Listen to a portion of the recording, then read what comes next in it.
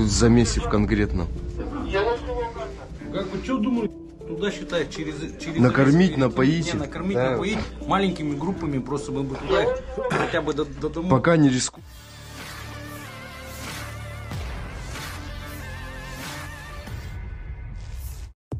Tentara bayaran Rusia menemukan sejumlah warga sipil di salah satu ruang bawah tanah Artebops.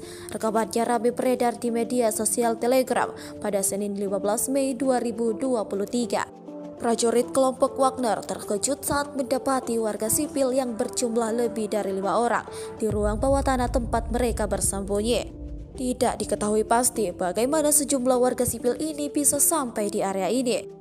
Namun tentara bayaran Rusia langsung mengarahkan mereka dan meyakinkan semuanya bahwa mereka akan aman bersama dengan prajurit Wagner.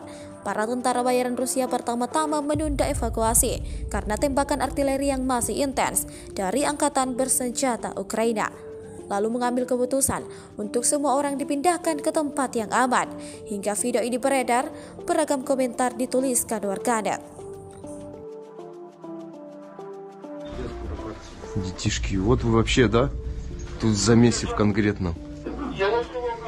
Как бы что думали?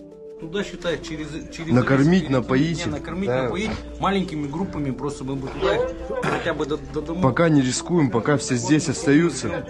Пока все здесь остаются, будет тихо. Эвакуировать по 2 человека. Детей в первую очередь, женщин.